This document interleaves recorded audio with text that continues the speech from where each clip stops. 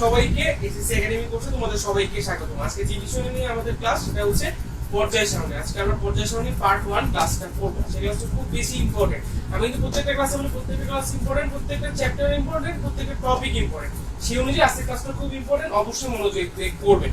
তো আজকে ক্লাসে শুরু করার আগে আমি একটু আগের ক্লাস নিয়ে কথা বলে নিই। সেটা হচ্ছে আগের ক্লাসে, ঠিক আছে ভাই, আগের ক্লাসে আমরা কি পড়ছিলাম এক্সট্রা ক্লাসে যে ইলেকট্রন বিন্যাস।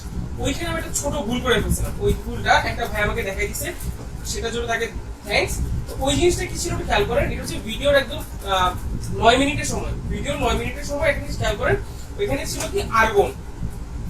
আর্গনের পারমাণবিক সংখ্যা কত ভাই? আমরা কি জানি 18। আর্গনের পারমাণবিক সংখ্যা তো 18। তো এটাকে যদি আমি ইলেকট্রন বিন্যাস করি কি হয়? 1s2 2s2 2p6 3s2 3p6। এটা হলো আমার তাহলে 2 2 4 4 6 10 12 18। তাহলে আমার প্রথম শক্তি স্তরে ইলেকট্রন কয়টা আছে? দুইটা। ইট মিন্স কে তে আছে দুইটা। তাহলে দ্বিতীয় শক্তি স্তরে কয়টা আছে? 6 2 8টা না? তাহলে এল এ কয়টা আছে? 8টা। আমি ভুল করছিলাম কি, এল এ লিখে বলছিলাম, ভুলে 6টা লিখে বলছিলাম। আর তৃতীয় শক্তি স্তরে কয়টা আছে? 6 2 8টা। তাহলে তৃতীয় শক্তি স্তর মানে কি? কে এল এম। আমি ভুলে এল সেলে লিখছিলাম 6টা, এম সেলে লিখছিলাম 10টা। এটা ভুল লিখছিলাম, জিনিসটা আমি খেয়াল করিনি। এখানে হবে 8টা, নিচেটাতেও হবে 8টা। এটা আপনারা একটু ঠিক করেন, ঠিক আছে? আচ্ছা চলো তাহলে আজকের ক্লাসটা আমরা শুরু করি। আজকের ক্লাস কিন্তু 12 বলতেছি খুব বেশি ইম্পর্টেন্ট, পর্যায় সারণীর ক্লাস। এখন দেখেন আমি যে প্রত্যেকটা ক্লাসে বলি প্রত্যেকটা ক্লাস কেন ইম্পর্টেন্ট। আপনি যদি আগের ক্লাসটা মানে পার্ট 3 যেটা এক্সট্রা ক্লাস ছিল সেটা যদি না করে আসেন, আজকের ক্লাসটা করতে অনেক বেশি অসুবিধা হবে। সো যারা কিনা আগের ক্লাসটা করেন নাই তারা আগের ক্লাসটা করে দেন এই ক্লাসটা করেন। অবশ্যই অবশ্যই মোটেও এই ক্লাসটা করতে যান না যদি না আপনি আগের ক্লাসটা না দেখেন। আগের ক্লাসটা দেখে বুঝে শুনে যদি মনে করেন আগের ক্লাসটা দেখছেন, আপনারা তো বুঝতে কষ্ট হচ্ছে, আগের ক্লাস তো পারতেছেন না, দরকার নেই, এই ভিডিও দেখার দরকার না। আপনি আবার বাসায় একটু প্র্যাকটিস করেন, ইলেকট্রন বিন্যাসগুলো করেন, তারপরে কি এই ভিডিওটা দেখেন। কারণ কি এই ভিডিওটার একটু পরে যখন পর্যায় সারণীতে কোনটা কোথায় আছে এটা বের করবো, তখন কিন্তু ইলেকট্রন বিন্যাসটা অবশ্যই লাগবে। ঠিক আছে? তো চলেন আজকে শুরু করি আমরা। কি চ্যাপ্টার? পর্যায় সারণী, ওটা অধ্যায় 4 পার্ট 1। আচ্ছা ফার্স্টে কি বুঝি? পর্যায় সারণী পার্ট 1। এখন পর্যায় সারণী জিনিসটা কি এটা তো আমাকে বোঝা লাগবে, তাই না? আচ্ছা দেখেন মেইন কথা হচ্ছে এই যে আমরা যে অক্সিজেন বলতেছি, হাইড্রোজেন বলতেছি, সালফার বলতেছি, ক্লোরিন বলতেছি, আর্গন বলতেছি, এগুলো কি ভাইয়া? এক একটা মৌল, তাই না? আচ্ছা তো এরকম কি লাখ লাখ মৌল আছে? না। কয়টা মৌল আছে? বিজ্ঞানীরা 118টা মৌল আবিষ্কৃত করছে। আচ্ছা ঠিক আছে, এখন 118টা মৌল আবিষ্কৃত করছে। এখন এই 118টা মৌলকে কি একটু সুন্দর মতো সাজানো লাগবে না?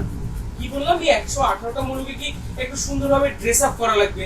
এখন চিন্তা করেন আপনাকে যদি ভালো মতো ড্রেস আপ না করে আপনাকে কি দেখতে ভালো লাগবে? অবশ্যই ভালো লাগবে না। সেম ভাবে এই মৌলগুলোকে সুন্দর করে ড্রেস আপ করা লাগবে, অর্থাৎ মৌলগুলোকে সাজানো লাগে যে এই মৌলটা আগে থাকবে নাকি এই মৌলটা আগে থাকবে, এই মৌলটা পরে থাকবে, এই মৌলটা কি নিচে থাকবে নাকি উপরে থাকবে। ঠিক আছে, এই জিনিসটাকে আমরা একটা কিসের মাধ্যমে প্রকাশ করবো? একটা চার্টের মাধ্যমে। এই জিনিসটা হচ্ছে পর্যায় সারণী, অর্থাৎ আমরা কতগুলো পর্যায় এবং কতগুলো গ্রুপের মাধ্যমে কি করবো? মৌলগুলোকে সাজাবো। এই জিনিসটা হচ্ছে পর্যায় সারণী। এখন এটা একটু পরে দেখেন। এখন এই পর্যায় সারণীর ধারণাটা নিয়ে এটা কোথেকে আসছে সেটা নিয়ে আলোচনা করবো।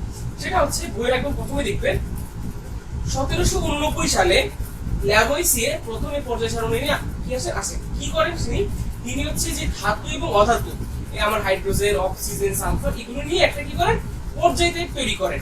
যে উনি প্রথম কি করতেছে? ল্যাভয়েসিয়ে এই পর্যায় সারণীটাকে বের করেন। আচ্ছা এভাবে আমি মৌলগুলোকে সাজাতে পারি। আচ্ছা উনি কিন্তু সবগুলো মৌলের কথা বলেন না, হাতে গোনা কয়েকটা মৌলের কথা বলছে, যার মধ্যে ধাতু ছিল, অধাতু ছিল। আচ্ছা এর পরবর্তীতে 1829 সালে বিজ্ঞানী ডোবেলেন আসেন। উনি কি করেন? পর্যায় সারণীটাকে আরেকটু উন্নত করার ট্রাই করেন। উনি একটা সূত্র নিয়ে আসেন, সেটার নাম হচ্ছে ত্রয়ী সূত্র। ত্রয়ী সূত্রটাতে কি বলা হয়? সেটাতে বলা হয় যে উনি কি করেন কি এই বিজ্ঞানী ডোবেলেন করেন কি তিনটা মৌলকে পরপর সাজান। কি বলেন? তিনটা মৌলকে একসাথে করে সাজান। হ্যাঁ মনে করেন রহিম, করিম, জলিল তিনজনকে একসাথে বসাইলো, আবার মনে করেন আরো তিনটা ছেলেকে একসাথে বসাইলো। সেম ভাবে উনি কি করেন? তিনটা মৌলকে একসাথে করে সাজান। কি বললাম? তিনটা মৌলকে। কারণ কি এইভাবে করে উনি দেখেন যে এই দ্বিতীয় মৌলের পারমাণবিক ভরটা এই প্রথম আর এই তৃতীয় মৌলের যোগফলের অর্ধেক বা তার কাছাকাছি হয়। কি বললাম? মনে করেন এটা হচ্ছে রহিম, এটা হচ্ছে করিম, এটা হচ্ছে জলিল। মনে করেন করিমের কাছে আছে 500 টাকা, না ওর কাছে আছে 250 টাকা। এখন দেখেন ওর কাছে আছে 250, ওর কাছে আছে 250, ঠিক আছে? তাহলে ওদের দুইজনের যোগফল কত? 500। 500 এর অর্ধেক কত? 500 কে 2 দিয়ে ভাগ করেন, আবার 250 আছে না? এইভাবেই মনে করুন এই দুইটার যোগফলের অর্ধেক কি আসে? এই দ্বিতীয় মৌলটা আসে। এই জন্য এটাকে নাম দিয়েছেন উনি কি ত্রয়ী সূত্র, কারণ কি তিনটা মৌলকে পরস্পর সাজানো হয়েছে। আচ্ছা, কিন্তু বিজ্ঞানী ডোবেরানের সূত্রটাও যথাযথ ছিল না, মানে ওনার যে পর্যায় সারণীটা ওইটাও কি ছিল? প্রপার ছিল না। এর পরবর্তীতে হয় কি, বিজ্ঞানী নিউল্যান্ড আসেন, যিনি কিনা 1864 সালে একটা অষ্টক সূত্র প্রবর্তন করেন। তাহলে কি বললাম, এই 1864 সালে নিউল্যান্ড এই অষ্টক সূত্রটা কি করতেছে? প্রবর্তন করতেছে। উনি এই সূত্রে কি বলছেন? এই সূত্র নিয়ে বলছে, আমি যদি পারমাণবিক ভর অনুযায়ী মৌলগুলোকে ছোট থেকে বড় ক্রমে সাজাই, পারমাণবিক ভর অনুযায়ী যদি ছোট থেকে বড়, মানে যেটা সবচেয়ে কম তারপর একটু বেশি, এভাবে যদি সাজাই ছোট থেকে বড় সাজাই, তাহলে যে কোনো একটি মৌলের ধর্ম অষ্টম মৌলের সাথে কি হয়ে যায়? মিলে যায়। এটা ছিল কে? বিজ্ঞানী নিউল্যান্ড বলছেন তার অষ্টক সূত্রে। আচ্ছা, এইটা গেল। এর পরবর্তীতে আমাদের মেন্ডেলিভ সাহেব আসেন, এবং উনারটা কি হয়, উনার পর্যায় সারণীটা অনেক যথার্থ হয়। উনি কি করেন? উনি বলেন যে মৌলসমূহে, তার সূত্রে কি বলে, মেন্ডেলিভের সূত্রে বলা হয় মৌলসমূহের ভৌত ও রাসায়নিক ধর্মগুলি তার পারমাণবিক সংখ্যা পারমাণবিক ভর অনুযায়ী কি হয়? পর্যায়ক্রমে আবর্তিত হয়। উনি কি বলছেন?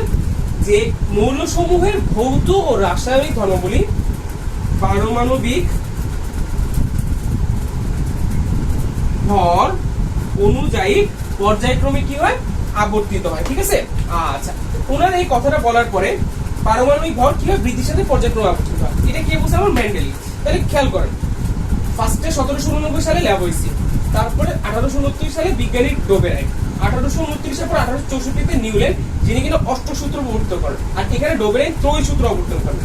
1869 সালে মেন্ডেলিভ তার কি হয়? পর্যায়ক্রমে একটা সূত্র নিয়েছেন, সেটা কি ছিল? ভৌত ও রাসায়নিক ধর্মগুলি, মৌলসমূহের ভৌত ও রাসায়নিক ধর্মগুলি তাদের পারমাণবিক ভর বৃদ্ধির সাথে সাথে পর্যায়ক্রমে আবর্তিত হয়। কিন্তু এই চারটার মধ্যে চারটাতে একটাও আধুনিক পর্যায় সারণী তারা কি করতে পারেন না? প্রবর্তন করতে পারেন না। তাদের প্রত্যেকের পর্যায় সারণীতে ঝামেলা ছিল। যেমন মেন্ডেলিভ যখন পর্যায় সারণী মানে জন্য উদ্বোধন করেন, তখন কি ছিল? উনি 63টা মৌল আবিষ্কার করতে সক্ষম হয়েছিলেন, বাকিগুলো পারেন নাই।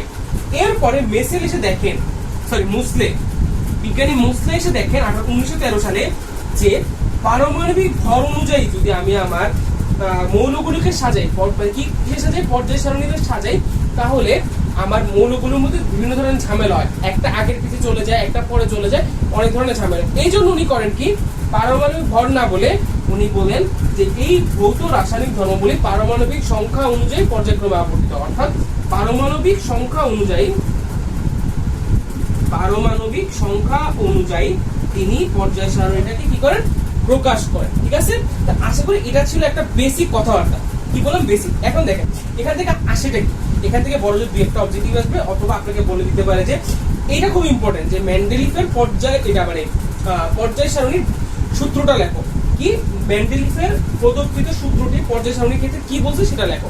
কি বললাম? যে মৌলসমূহের ভৌত ও রাসায়নিক ধর্মগুলি তাদের পারমাণবিক ভর বৃদ্ধি অনুযায়ী কি ক্রমান্বয়ে পরিবর্তিত হয়, ঠিক আছে? এটা বইয়ের মধ্যে আপনারা পেয়ে যাবেন। আচ্ছা, এখন এটা মোটামুটি আমাদের কি গেল? বেসিক কথাবার্তা গেল। এখন আমরা যাই পর্যায় সারণীতে। আসলে পর্যায় সারণীতে আসলে কি হয়েছে না হয়েছে একটু আমরা খেয়াল করি, বা কোনটা কোন পর্যায়ে আছে আমরা আজকে কিভাবে বের করতে সবগুলো শিখে ফেলবো, ঠিক আছে? আচ্ছা, খেয়াল করেন, সেটা হচ্ছে পর্যায় সারণী, তাই না? আপনি আপনাদের বইয়ের পৃষ্ঠা দেখেন, বইয়ের 32 পৃষ্ঠা 62 63 পৃষ্ঠায় পাবেন কিছু একটা ছক পাবেন, এখানে এইভাবে লেখা আছে, এইভাবে দেওয়া আছে, তাই না? জিনিসগুলো খেয়াল করেন, তাই না? জিনিসগুলো এইভাবে দেওয়া আছে। আমার বোর্ডে তো সবগুলো আঁকা সম্ভব না, আমি দেখাচ্ছি, দেখেন এইভাবে কিছু দেওয়া আছে।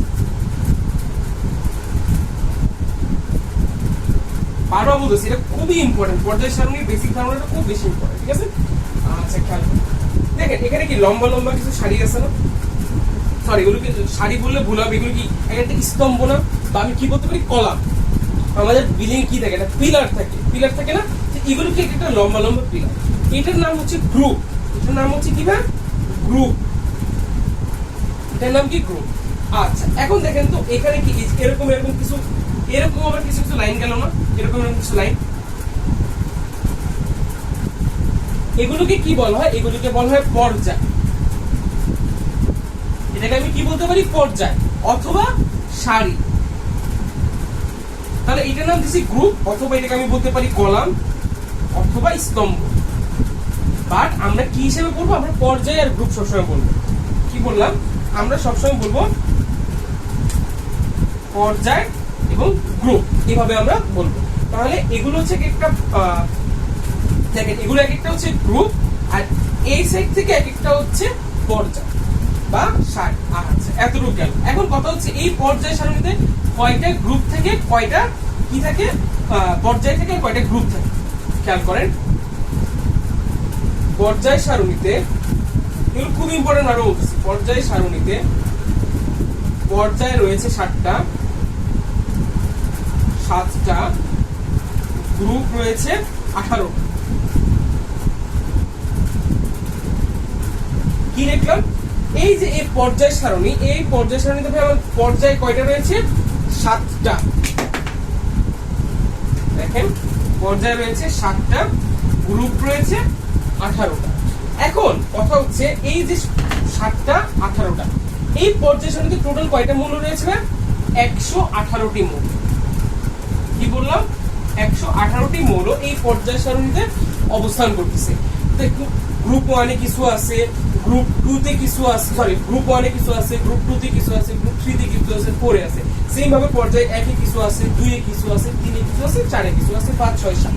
এখন কথা হচ্ছে কোনটা কোন পর্যায়ে আছে, তাই না?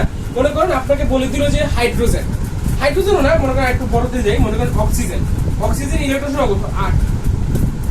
আপনাকে বলে দিল এই অক্সিজেনটা পর্যায় সারণীর কত নাম্বার পর্যায়ে রয়েছে, কত নাম্বার গ্রুপে রয়েছে বের কর। কেন বের করবো, এইটার জন্য আমার সবচেয়ে ইম্পর্টেন্ট কি জিনিসটা লাগবে, ইলেকট্রন বিন্যাস।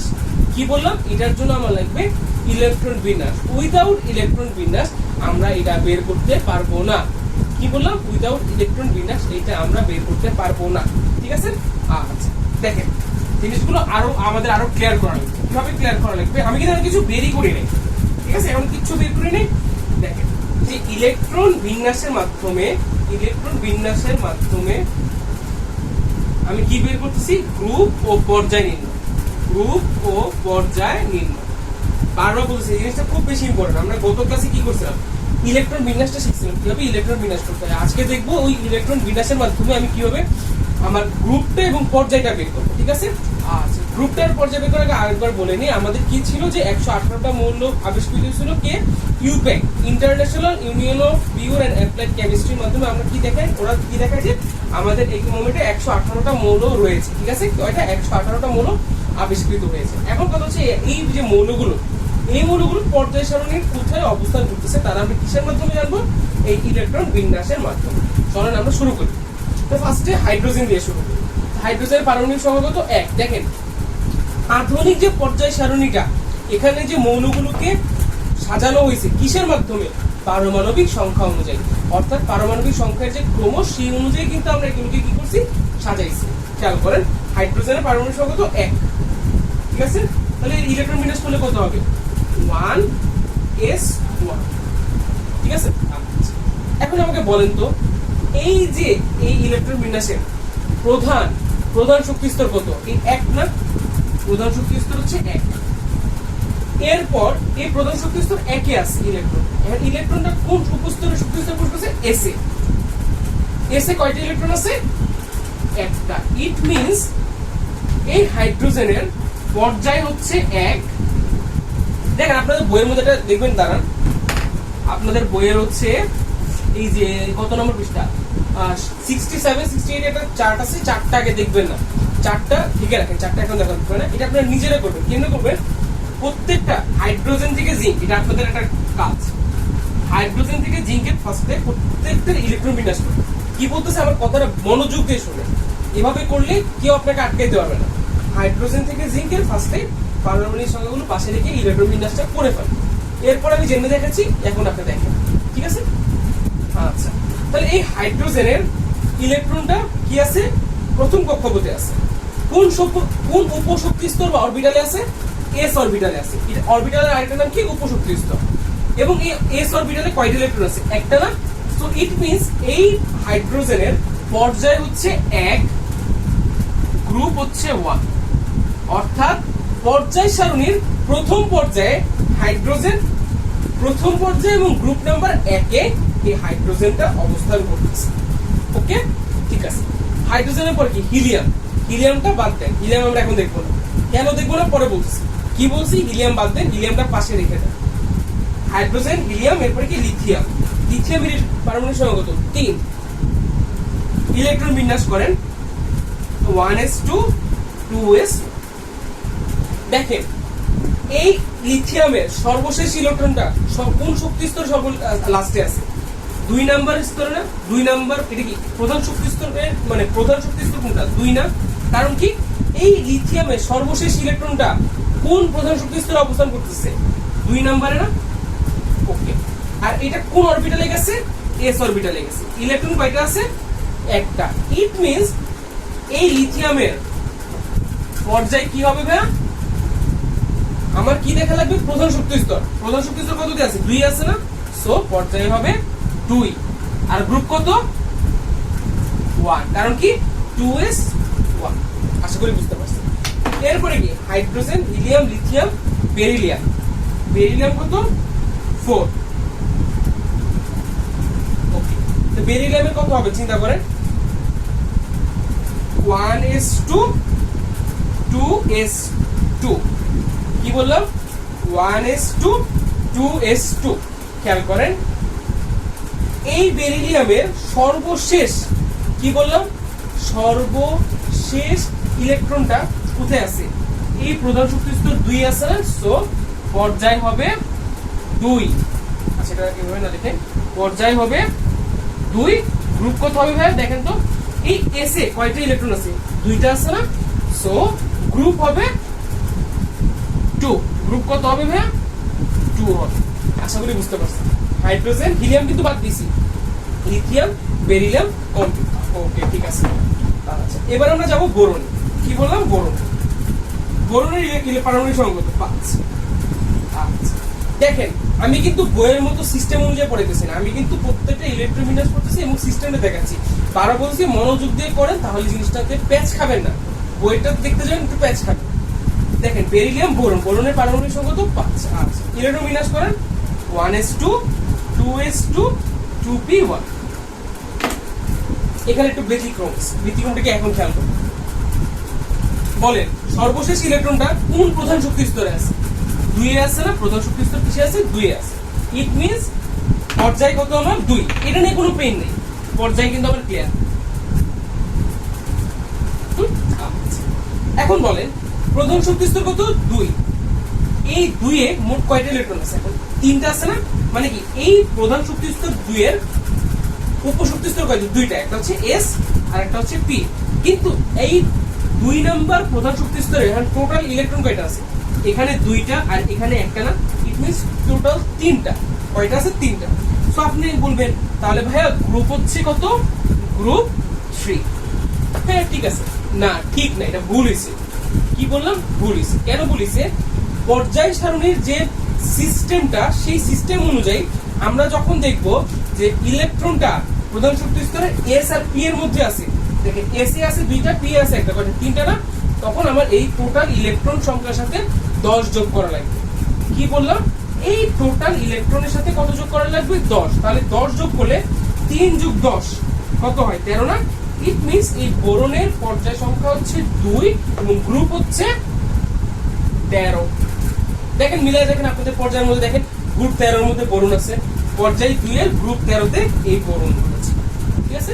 আচ্ছা আশা করি সামনে গেলে আরো ক্লিয়ার হবে। পেইন খাওয়ার কিছু নেই, পেইন খাবেন না, টেনশন করবেন না, চিল ভাবে পড়েন। আমি বারবার বলি সবসময় ঠান্ডা মাথায় পড়া লাগবে। হুড়স্থুল করবেন, তাড়াহুড়া করবেন, সবকিছুতে বাস খাবেন। বোরন গেল, এরপরে আসে কার্বন। আমি সবগুলো দেখাবো, কোনো টেনশন নেই। আমি দরকার 30 পর্যন্ত দেখাই দিব, বাট মনোযোগ দিয়ে দেখেন। কার্বন 6। তাহলে ইলেকট্রন বিন্যাস করেন 1s2 2s2 2p2। তো এখান থেকে আপনি ডাইরেক্ট পর্যায়টা কিন্তু বের করে ফেলতে পারতেছেন। কারণ কি সর্বশেষ ইলেকট্রনগুলো কোথায় গেছে? প্রধান শক্তি স্তর 2 এ গেছে। তাহলে পর্যায় কত ভাইয়া? 2। এবার আসতেছে আমার গ্রুপ নাম্বার কত? আচ্ছা খেয়াল করেন গ্রুপ কত? এটা গ্রুপ কত হবে বলেন? প্রধান শক্তি স্তর কি 2 না? 2 এর টোটাল ইলেকট্রন কয়টা আছে? এখানে 2টা, এখানে 2টা, মিন্স টোটাল 4টা। আমি কি বলছি? যখনই আমার এস আর পি থাকতেছে তখনই আমার কি দেখা লাগবে? ওই 4 এর সাথে কত যোগ করে দেওয়া লাগবে? 10 যোগ করে দেওয়া হবে। ইট মিন্স আমার গ্রুপ হয়ে যাবে 14। কি হয়ে যাবে? গ্রুপ 14। আচ্ছা, কার্বনের পরে কি আসতেছে? Nitrogen, oxygen. তো নাইট্রোজেন কত? 7, অক্সিজেন হচ্ছে 8। আমি জানি এগুলো আপনারা পারেন, আপনারা আগের ক্লাসটা ভালো মতো করছেন। 2s2, 2p কত হবে? 2p3, 1s2, 2s2, 2p4। তাহলে এই নাইট্রোজেনের পর্যায় কত আপনারা জানেন, কারণ কি প্রধান শক্তি স্তর এটা 2, তাহলে পর্যায় 2। অক্সিজেনের পর্যায় 2। এখন কি আসছে? আমার গ্রুপ। কোন গ্রুপে আছে? ভিডিওটা পজ করেন, আপনারা নিজেরা চিন্তা করে তারপরে দেখেন আপনার সাথে মিলে কিনা। এই নাইট্রোজেনের গ্রুপটা হচ্ছে, দেখেন এই প্রধান শক্তি স্তরে 2 টোটাল ইলেকট্রন কয়টা আছে? 2টা, 3টা, ইট মিন্স 5টা। 5 এর সাথে কত যোগ করা লাগবে? 10। তাহলে 10 যোগ করলে হবে। এই নাইট্রোজেনের গ্রুপ নাম্বার কত? 15। অক্সিজেনের গ্রুপ নাম্বার কত? দেখেন 2টা, 4টা, কয়টা? 6টা। 6 এর সাথে 10 যোগ করেন, 16। কমপ্লিট। এরপরে নাইট্রোজেনের পরে কি বলেন? ফ্লোরিন, নিয়ন। আমি তার এগুলো মুছে দিলাম, ঠিক আছে? আমি বারবার বলছি খাতায় কিন্তু তুলতে হবে, খাতা না তুলে কিন্তু আপনাদের খবর আছে, ঠিক আছে? খাতায় তুলে ফেলেন। আচ্ছা, কি বললাম? অক্সিজেন গেল, ফ্লোরিন। ফ্লোরিন কত? 9। তো 9 এর ইলেকট্রন বিন্যাস করুন, 1s2, 2s2, 2p5। তাহলে এটা পর্যায় কত? 2 নাম্বার পর্যায়ে, বুঝতে পারতেছেন, প্রধান শক্তি স্তর। ওকে, গ্রুপ কত? এই 2s 8 5 যোগ করলে কত হয়? 7। 7 এর সাথে কত যোগ করা লাগবে? 10। তাহলে এটার গ্রুপ হচ্ছে 17। ওকে, কমপ্লিট। ফ্লোরিন। এরপরে কি? নিয়ন। নিয়নের কত? 10। 1s2, 2s2, 2p6। তাহলে 6 2 8, 8 এর সাথে 10 যোগ করা লাগবে, ইট মিন্স গ্রুপ হচ্ছে 18। আর এখানে আমার এটা পর্যায় কত? 2। তাহলে এগুলো প্রত্যেকটা পর্যায় কত? 2। দেখেন তাহলে কি আমার হাইড্রোজেন থেকে নিয়ন কোনো প্যারা আছে? কোনো প্যারা নেই, সবগুলো আমাদের কি হয়ে গেল? মোটামুটি ক্লিয়ার হয়ে গেল। কিন্তু মাঝখানে কিন্তু হিলিয়ামটা বাদ আছে, এবং আপনারা মনে করেন না যে আমি বাদ দিয়ে যাবো, আমি দেখাবো। একটু পেশেন্স, একটু ধৈর্য ধরেন। আচ্ছা, এতটুকু পর্যন্ত গেল। নিয়নের পরে কি? আমি কিন্তু আপনাকে বারবার বলছিলাম 1 থেকে 18 মুখস্থ করবেন, এরপরে কিন্তু 19 থেকে 20 গুলো মুখস্থ করবেন। আবার চিন্তা, এখন এগুলো বাদ দেন। একবার বলেন তো, হাইড্রোজেন থেকে আর্গন নিজেরা বলেন। আমি জানি না আপনারা বলতেছে কেন। দেখেন, ফাঁকিবাজি করলে নিজের সাথে ফাঁকিবাজি করবেন। সো আল্লাহর রাস্তায় ফাঁকিবাজি করেন না, ঠিক আছে? বলেন hydrogen, helium, lithium, beryllium, boron, carbon, nitrogen, oxygen, fluorine, neon, sodium, magnesium, aluminium, silicon, phosphorus, sulphur, chlorine, argon. শেষ, মুখস্থ হয়ে যাবে। জাস্ট ঘুমানোর সময় ওই যে আজে বাজে চিন্তা না করে এটা একটু চিন্তা করেন, দেখবেন একদম মনে থাকবে। হাইড্রোজেন থেকে আর্গন পর্যন্ত একটু চিন্তা করেন, দেখবেন মনে আজীবন থাকবে। আচ্ছা, নিয়নের পরে আমরা কিসে জানি? সোডিয়াম, তাই না? Sodium 11, magnesium 12, sodium, magnesium, aluminium 30। চলেন আমরা আগে এই তিনটা যেহেতু লিখছি, এই তিনটার আমরা ইলেকট্রন বিন্যাসটা করে ফেলি। সোডিয়ামে যদি ইলেকট্রন বিন্যাস করি কি আসে? 1s2, 2s2, 2p6, 3s1, 1s2, 2s2, 2p6, 3s2, 1s2, 2s2, 2p6, 3s2, তারপরে কি? 3p1। আচ্ছা, এখন দেখেন এই সোডিয়ামের পর্যায় কত? গ্রুপ কত? বলেন আপনারা। আমি বই দেখবেন না, বই দেখে কিন্তু খবর আছে না, বই দেখে চিন্তা করেন এটা কত হবে। খেয়াল করেন, এই সোডিয়ামের শেষ ইলেকট্রনটা কোন প্রধান শক্তি স্তরে আছে? 3য় প্রধান শক্তি স্তরে আছে। সো আমি বুঝতেই পারতেছি, দেখেন সর্বশেষ যে প্রধান শক্তি স্তর থাকবে সেটাই আমার অলওয়েজ পর্যায় হবে। সো পর্যায় নিয়ে পেইন করার কিছু নেই। সো এটার পর্যায় কত হবে? 3। ম্যাগনেসিয়ামের পর্যায় কত হবে? কারণ সর্বশেষ 3 আছে। অ্যালুমিনিয়ামের কত আছে? লাস্টে 3 আছে। তাহলে এই তিনটারই পর্যায় কত? 3 3 3। আচ্ছা, আমি পর্যায়টা লিখে দিই। এটা 3, এটার পর্যায় কত? 3, এটার পর্যায় 3, এটার পর্যায় 3। এখন আসছে গ্রুপ নাম্বার। খেয়াল করেন, আমি কি বলছি? এটা প্রধান শক্তি স্তর না? প্রধান শক্তি স্তরে শুধু একটা অরবিটাল আছে। কোনটা? এস। এস এ কয়টা ইলেকট্রন আছে? একটা। ইট মিন্স এটার গ্রুপ কত? 1। এটার ক্ষেত্রে জানতো প্রধান শক্তি স্তর কি? 3। এই 3 এর উপশক্তি স্তর বা অরবিটাল কোনটা আছে? এস। এস এ কয়টা ইলেকট্রন আছে? 2টা। It means group 2।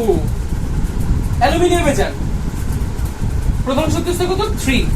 3 তে এখন কয়টা উপশক্তি স্তর আছে? এখানে একটা এস আছে, একটা পি আছে। টোটাল ইলেকট্রন কয়টা আছে? 2টা, একটা, 3টা। সো যেহেতু এখানে এস আছে, পি আছে, সো এর সাথে কত যোগ করা লাগবে? 10। It means that. তাহলে এটা গ্রুপ 13। তাহলে আমরা এতটুকুর মানে এই কয়েকটা যে করলাম, এখান থেকে আমি কি ধারণাটা পাইলাম? আমি যখনই ইলেকট্রন বিন্যাস করব ফার্স্টে দেখবো আমার ইলেকট্রনটা কোন প্রধান শক্তি স্তরে আছে। আমি দেখলাম একবার 2 তে আছে একবার 3 তে আছে। যখন 2 মানে পর্যায়ে 2, যখন 3 পর্যায়ে 3, যখন দেখবো 4 তখন পর্যায়ে 4, পর্যায়ে ক্লিয়ার। এবার আসি গ্রুপে। যখন দেখবো শুধু প্রধান শক্তি স্তরে শুধু এসটা আছে, শুধু এস আছে, তখনই বলবো সেটার গ্রুপ নাম্বারে যে ইলেকট্রন সংখ্যাটা থাকবে সেটাই আমার কি গ্রুপ সংখ্যা। অর্থাৎ ওই এস অরবিটালে যে ইলেকট্রন গুলো থাকবে সেগুলো হচ্ছে গ্রুপ নাম্বার। যেমন কি এখানে আছে এসে একটা ইলেকট্রন, সো গ্রুপ 1। এই এসে আছে 2টা ইলেকট্রন, এর বেশি তো হবে না, সো গ্রুপ 2। ওকে গেল। এর পরবর্তীতে যখন দেখবো যে প্রধান শক্তি স্তরে এসও আছে পিও আছে, তখন আমি কি করব, এই দুইটার মোট ইলেকট্রন সংখ্যার সাথে 10 যোগ করে দিব, তাহলে আমার গ্রুপটা পেয়ে যাবো। তাহলে আমি কত পর্যন্ত করলাম, অ্যালুমিনিয়াম। এর পরে গুলো করে ফেলি, বসে থেকে লাভ আছে না, তো পরে গুলো করে ফেলি। দেখেন এগুলো যদি এখন করে ফেলেন না তাহলে শান্তি পাবেন, বাজায় রাখবেন, 5টা পরে নিজেরাই খাবেন। Aluminium, silicon, phosphorus, sulphur, chlorine, argon. তাহলে সিলিকনের কত, এটা যেহেতু 13, 14, 15, অবশ্যই ব্রেকেট দিবেন, 16, 17, 18। এবার ইলেকট্রন বিন্যাস করেন। সিলিকনের 1s2, 2s2, 2p6, 3s2, 3p। এগুলো একটাও আমি পর্যায় গ্রুপ বলবো না, আপনারা নিজেরা লিখবেন। 1s2, 2s2, 2p6, 3s2, 3p3, 1s2, 2s2, 2p6। আচ্ছা, আমার লেখা যদি কোনো কারণে বুঝতে অসুবিধা হয় আপনারা আশা করি বুঝে নেবেন, আমার কিন্তু বোর্ড ছোট, আমার এটা কোনো কোচিং সেন্টারও না যে আমি এখানে বিশাল বড় বোর্ড নিয়ে বসতে পারবো। এই ছোট বোর্ডে কোনো লাগে, এটার জন্য আমি extremely sorry. 2s2, 2p6, 3s2, 3p5, 1s2, 2s2, 2p6, 3s2, 3p6। আশা করি আপনারা আমার আগে এগুলো ইলেকট্রন বিন্যাস করে রাখছেন খাতার মধ্যে, এটা আমার বিশ্বাস। ঠিক আছে, যে আপনারা এগুলো করে রাখছেন। যদি কোনো কারণে না করেন অবশ্যই আমারটা না দেখে নিজেরা করার ট্রাই করেন। প্লিজ দেখে দেখে করতে চাই না, নিজেরা করেন, করার পরে আমার সাথে মিলাই নেন, তখন কি হবে, জিনিসটা নিজের মধ্যে একটা কনফিডেন্স চলে আসবে। আচ্ছা, যেহেতু আমরা পর্যায়ে জানি কিভাবে বের করতে, প্রধান শক্তি স্তর দেখবো, তাহলে আমি দেখতে পারতেছি সিলিকনের প্রধান শক্তি স্তর কত, এখানে 3। ওকে, ফসফরাসের প্রধান শক্তি স্তর কত, 3, সালফারের 3, ক্লোরিনের 3, আর্গনের 3। যোগ বন্ধ করে এই প্রত্যেকটার পর্যায়ে কত, 3। ওকে, এবার আসবো গ্রুপ। সেম ভাবে যেহেতু এই প্রধান শক্তি স্তরে এসও আছে পিও আছে, তাহলে এই দুইটাতে মোট ইলেকট্রন কয়টা আছে, দুইটা 4টা, সো 4 এর সাথে কত যোগ করা লাগবে, 10। সো এই সিলিকনের গ্রুপ নাম্বার কত, 10, সরি 14। 2 আর 2 4, 4 এর সাথে 10 যোগ করলে 14। এরপর আবার এই এসে কয়টা আছে, 2টা, পিতে আছে 3টা, তাহলে টোটাল 5টা ইলেকট্রন, 5 এর সাথে 10 যোগ করব, ইট মিন্স 15। এগুলো চোখ বন্ধ করে আমি বলতে পারতেছি না, এটা হবে 16, এটা হবে 17, এটা হবে 18, চোখ বন্ধ করে বলা হচ্ছে। ঠিক আছে, আপনারা নিজেরা করেন, দেখবেন আপনাদের মধ্যে কনফিডেন্সটা চলে আসছে। ওকে, এরপরে চলে গেল। এরপরে আসবো আমরা 19 থেকে 30, যেটা আমি আগের ক্লাসে ইলেকট্রন বিন্যাস দেখেন, আজকের ক্লাসে দেখাবো। এবং 19 থেকে 30 অনেক বেশি ইম্পর্টেন্ট।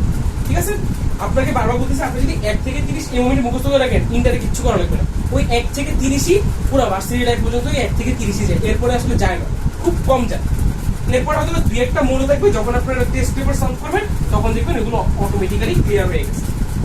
ঠিক আছে, আচ্ছা, এরপরে আমরা এরপরে গুলো দেখি।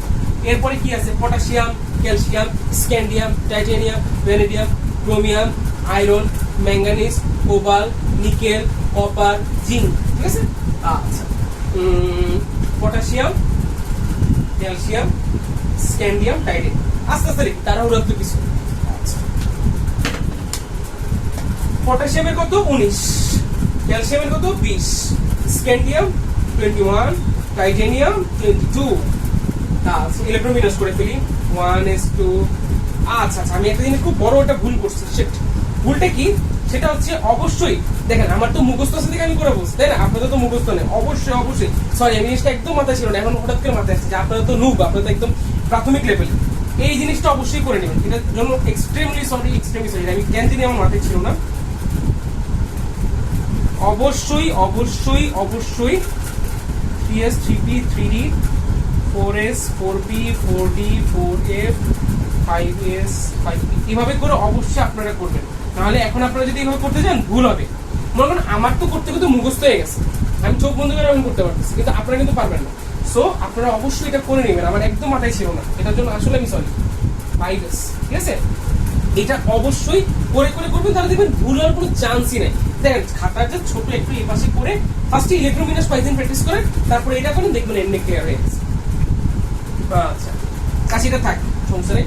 তাহলে কি হবে 1s2, তারপরে কি বলবে 2s2, তারপরে 2p6, তারপরে 3s2, 3s2 পরে কি হবে আবার এদিকে যাবে 3p6। তাহলে দেখেন তো 2 2 4 4 6 10, 10 2 12, 12 6 18, তারপরে কি আসবে, কোথায় গেল এটা 3p না, তারপরে আসছে 4s। তাহলে বুঝতেই পারতেছেন প্রধান শক্তি স্তর এখানে কত 4, তাহলে গ্রুপ কত, সরি গ্রুপ কত না 4 মানে কি পর্যায় কত 4, আর গ্রুপ কত, যেহেতু এটা প্রধান শক্তি স্তর এবং এখানে কয়টা অরবিটাল আছে একটা, s ইলেকট্রন কয়টা একটা, সো এটা হচ্ছে পর্যায় কত, এটা পর্যায় 4 গ্রুপ 1, পর্যায় 4 গ্রুপ 1, ঠিক আছে। আচ্ছা এরপর ক্যালসিয়ামের কত 20, ঠিক আছে। আচ্ছা দেখেন এটা কিন্তু পটাশিয়াম, এটা ল্যাটিন নাম হচ্ছে ক্যালিয়াম, কি বললাম ক্যালিয়াম। আচ্ছা এটা হচ্ছে ক্যালসিয়ামের 1s2, 2s2, 2p6, 3s2, 3p6, 4s। তাহলে এখানে প্রধান শক্তি স্তর 4, তাহলে পর্যায় কত 4, গ্রুপ কত, যেহেতু উপশক্তি স্তর কয়টা ইলেকট্রন আছে 2টা, সো 2। তাহলে এটা আমার চলে গেল কি পটাশিয়াম ক্যালসিয়াম। স্ক্যান্ডিয়াম থেকে জিঙ্ক, খুব বেশি মনোযোগ দিয়ে দেখবেন, স্ক্যান্ডিয়াম থেকে 20 খুব মনোযোগ খেয়াল করেন। এটা মুছে দিয়ে আমি একটু উপর থেকে সুন্দর করে লিখি। স্ক্যান্ডিয়াম থেকে জিঙ্ক পর্যন্ত করার পর আছে ক্লাসটা শেষ। দেখেন আমি কেন এটা টাইম নিয়ে করছি, কারণ এগুলো খুব বেশি ইম্পর্টেন্ট, আপনি এগুলো স্কিপ করতে পারবেন না। এগুলো যদি স্কিপ করে যান না, সামনে কেমিস্ট্রি কিছুই বুঝবেন না, এবং পরবর্তীতে যখন ইন্টারে উঠবেন, এইচএসসি তে উঠবেন, তখন এগুলোতে শুধু বাস আর বাস খেয়ে দেখবেন, বাস খেয়ে সপ্তম আসমানে চলে যাবে, ঠিক আছে। তো এই জন্য বলতে মনোযোগ দিয়ে দেখেন। আচ্ছা স্ক্যান্ডিয়াম 21, টাইটেনিয়াম 22, তাই ফার্স্টে এই দুটো খেয়াল করেন 1s2, 2s2, 2p6, 3s2, 3p6, দেখেন তো 1s, 2s, 2p, 3s, 3p, 4s2, দেখেন 4s2, এরপরে কি আবার 3d তে যাবে না, কত 3d1, কি হলো 3d1। আচ্ছা এখন এখানে একটা ঝামেলা আছে, ঝামেলাটা কি খেয়াল করো, আমরা যে এতক্ষণ ধরে ইলেকট্রন বিন্যাস করছি, কি বললাম এতক্ষণ ধরে যে আমরা ইলেকট্রন বিন্যাস করছি, ইলেকট্রন বিন্যাসে কি কোনো ধরনের ডি অরবিটাল ছিল, দেখেন তো আপনি জাস্ট আরেকবার একবার দেখবেন ডি অরবিটাল ছিল না, মানে ডি অরবিটালে কোনো ইলেকট্রন প্রবেশ করছিল, দেখেন আগের গুলোতে যান কোথাও কিন্তু ডি অরবিটালে কোনো ইলেকট্রন প্রবেশ করে না। এই প্রথম আমরা একটা কি পেলাম, মৌল পাইলাম যার ইলেকট্রন বিন্যাসে দেখলাম ইলেকট্রনটা ডি অরবিটালে প্রবেশ করছে। আচ্ছা করছে না, ওকে থাক করছে, ও থাকুক এর মতো। আমরা এরপর একটা ইলেকট্রন বিন্যাস করি, টাইটানিয়াম ইলেকট্রন বিন্যাস করেন 1s2, 2s2, 2p6, 3s2, 3p6, 4s2, 3d2। Uma এখানে যে আমি দেখলাম কি আমাদের ইলেকট্রনটা কোথায় ডিতে যায় প্রবেশ করছে, ওকে ভালো কথা। তাই এখন ঝামেলা হয়ে গেল, তাই না, ডিতে অরবিটাল পড়বে, এতক্ষণ তো ডিতে ছিল না। যেহেতু এখানে ডি অরবিটাল চলে আসছে, এখানে নিয়মের একটা ব্যতিক্রম ঘটবে, ব্যতিক্রম না একটা আলাদা নিয়ম ঘটবে, ঠিক আছে। গ্রুপটা বের করবো কেন সেটা পরের বিষয়, আমি পর্যায়টা বের করে দিই। দেখেন তো এখানে সর্বশেষ বহিস্তর কোনটা আছে, 4 আছে না, দেখেন তো 4 আছে না, দেখেন এখানেও কি 4 আছে না, সো এই দুইটারই পর্যায় সংখ্যা কত 4, এটারও পর্যায় সংখ্যা 4। এবার আমার কি বের করা লাগবে, গ্রুপটা বের করা লাগবে, গ্রুপ কত খেয়াল করো। যখনই আমি দেখবো কোনো ইলেকট্রন ডি অরবিটালে প্রবেশ করছে, দেখেন যখনই দেখবো কোনো অরবিটালে মানে কোনো ইলেকট্রন এই ডি অরবিটালে প্রবেশ করছে, তখন গ্রুপ সংখ্যা বের করার নিয়মটা হচ্ছে, গ্রুপ সংখ্যা বের করার নিয়ম, ঠিক আছে, সেটা হচ্ছে দেখেন এখানে ইলেকট্রন কয়টা আছে ডি অরবিটালে, 2টা না, খেয়াল করেন ভালো করে খেয়াল করেন, এখানে কয়টা আছে ইলেকট্রন 2টা।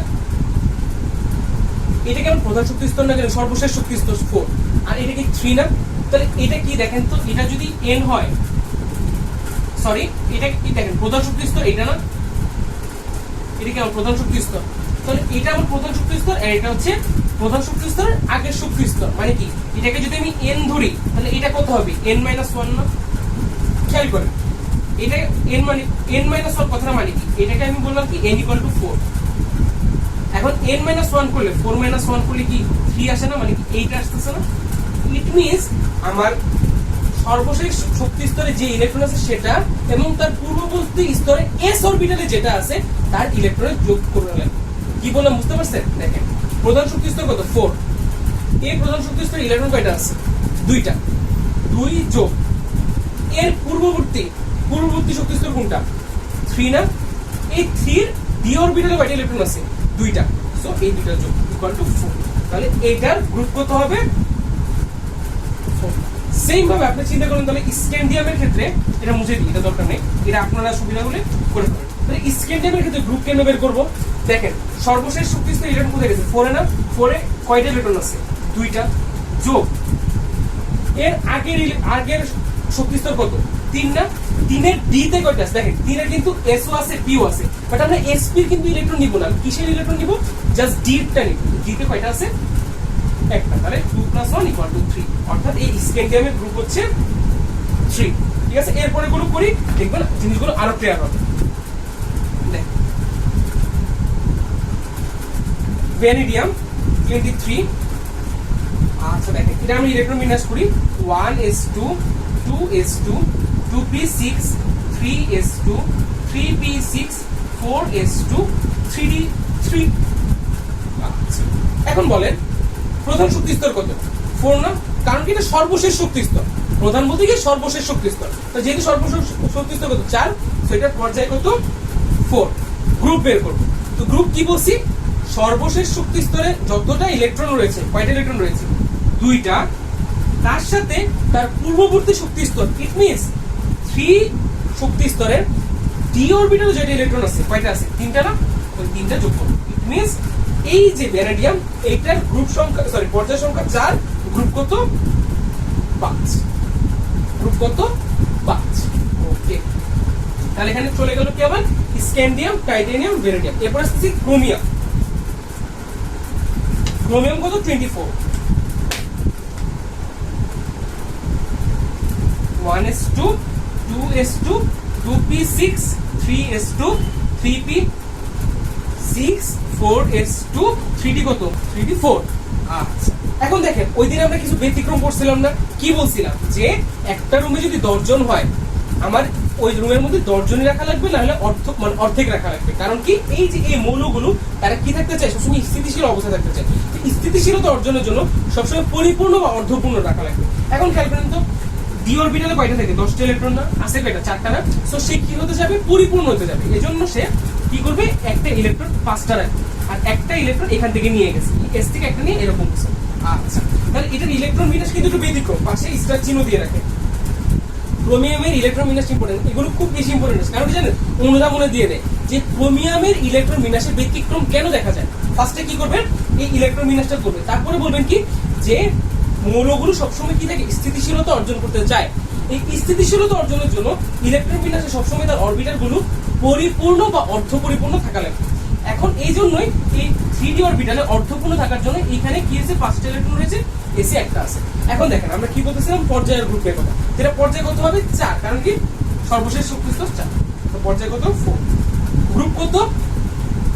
সর্বশেষ শক্তি স্তরের ইলেকট্রন সংখ্যা কয়টা আছে?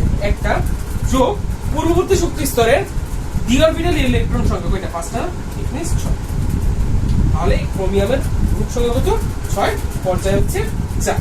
আচ্ছা তাহলে স্ক্যান্ডিয়াম গেল, টাইটানিয়াম গেল, ভ্যানাডিয়াম গেল, ক্রোমিয়াম গেল, তারপরে কি? Manganese, iron. ঠিক আছে না? ম্যাঙ্গানিজটা করে ফেলি। চল ম্যাঙ্গানিজের কত? 25। দেখেন আমি করাই দিচ্ছি, সব পেইন্ট আর কিছু নাই, বারবার বলতেছি সবটা দেখবেন না, এভাবে করেন, এমনি করলে মনে থাকবে।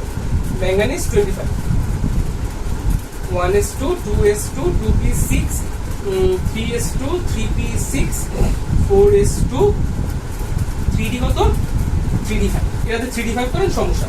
তাহলে খেয়াল করেন 2 2 4 4 6 10 12 18 20 25। ওকে কমপ্লিট। তাহলে পর্যায় কত হবে? 4, কারণ কি সর্বশেষ স্তর এটা। তাহলে এটা পর্যায় কত? 4। গ্রুপ কত? এই যে এই 2টা প্লাস এর পূর্ববর্তীকে 3 না? 3 ডি অরবিটাল ইলেকট্রন এটা 5টা, সো 2 + 5 = 7। তাহলে এটার গ্রুপ কত? ম্যাঙ্গানিজের 7। ওকে, এরপরে iron, cobalt, nickel, copper, zinc প্রত্যেকটা করেন সেম ভাবে হবে। এরপরে কি? ম্যাঙ্গানিজের পরে আয়রন, এটা হবে 8, এরপরে হবে 9, এরপরে 10, এরপরে 11, এরপরে 12। জিঙ্ক হবে 12, কপার হবে 11, আর এই manganese, iron, cobalt, nickel, copper, zinc. এই বাকিগুলো আপনারা নিজেরা করবেন, এটা আমি করাবো। সেম কিন্তু সেম জিনিস, সেম, শুধু তার মধ্যে 829 কপার যেটা ওইটার ইলেকট্রন বিন্যাসে একটু ব্যতিক্রম আছে, এটা লাস্ট ক্লাসে আগের ক্লাসে দেখেছি। আচ্ছা ঠিক আছে, এখন একটা জিনিস খুব ইম্পর্টেন্ট জিনিস, সেটা হচ্ছে খেয়াল করেন, এই যে দেখেন একটা জিনিস খেয়াল করছেন, সেটা হচ্ছে গ্রুপ 3 থেকে 12, দেখেন তো গ্রুপ 3 থেকে 12 মধ্যে কে কে পড়ছে? Scandium, titanium, vanadium, chromium, manganese, iron, cobalt, nickel, copper, zinc. কি বললাম? স্ক্যান্ডিয়াম, টাইটেনিয়াম, আচ্ছা একটু এদিকে লিখি, scandium, titanium, vanadium, chromium, manganese, iron, cobalt, nickel, copper, zinc. এটা হচ্ছে 3, 4, 5, 6, 7, 8, 9, 10, 11, 12, মানে হচ্ছে এটা 3 নাম্বার গ্রুপ, 4, 5, 6। এগুলোকে বলা হয়, এই যে এখানে যে মৌলগুলো আছে এগুলোর নাম হচ্ছে অবস্থানান্তর মৌল। অবস্থানান্তর মৌল, এটা আমরা সামনের ক্লাসগুলোতে গেলে আমরা এগুলো বৈশিষ্ট্যগুলো পাবো, এটা একটু মাথায় রাখবো, ঠিক আছে? যে গ্রুপ 13, 3 থেকে 12 যে মৌলগুলো রয়েছে এগুলো কি অবস্থানান্তর মৌল, ঠিক আছে? আচ্ছা, এখন একটু ব্যতিক্রমটা দেখাই। ব্যতিক্রমটা কি সেটা খেয়াল করেন, সেটা হচ্ছে আমি বলেন তো একটা কিন্তু মৌল স্কিপ করছিলাম, সেটা কি ছিল? হিলিয়াম। কি ছিল? হিলিয়াম। খেয়াল করেন, একটু মনোযোগ দিয়ে দেখুন। হিলিয়াম লেখার পরে আরেকটা জিনিস দেখি, নিয়ন। আর কেন লিখলাম একটু দেখতে। আর্গনের এটা কত ছিল? 18 ছিল না? ইলেকট্রন বিন্যাস করেন তো, 1s2, 2s2, 2p6, 3s2, 3p6। নিয়নের কত ছিল? 1s2, 2s2, 2p6, কারণ কি নিয়ন কত ছিল? 10, নিয়ন 10। আর হিলিয়ামের কত? 2, 1s2। দেখেন এর সর্ববহিষ্ঠ ইলেকট্রনটা কি পূর্ণ না? মানে কি এরপরে তো এই এস এর পরে তো কোনো ইলেকট্রন নেই, দুইটা ইলেকট্রন কি এস এ পুরোপুরি সুন্দর করে বসে গেছে। সেম ভাবে নিয়নের ক্ষেত্রে কি হয়েছে? পুরোপুরি বসে গেছে। এটার ক্ষেত্রেও সেম। এই যে এই 18 নম্বর মৌলটা, মানে 18 যে গ্রুপ, এইখানে যে মৌলগুলো আছে এগুলোকে বলা হয় নিষ্ক্রিয় মৌল। এগুলোকে কি বলা হয়? নিষ্ক্রিয় মৌল। কারণ কি এদের যে ইলেকট্রন বিন্যাসে আপনি দেখবেন এদের না ইলেকট্রনে কোনো ঘাটতি আছে না অতিরিক্ত ইলেকট্রন আছে। আমি কি বললাম? এদের কোনো ইলেকট্রনের ঘাটতিও নাই, আবার এদের কোনো ইলেকট্রনের বেশিও নেই। ঘাটতি যদি মানে কম, হ্যাঁ ইলেকট্রন বেশিও নেই। সো এই হিলিয়ামের ক্ষেত্রে দেখা যায়, দেখেন 1s2, এটা উচিত কি ছিল? পর্যায়ে এটা ঠিক আছে। গ্রুপ কত উচিত ছিল?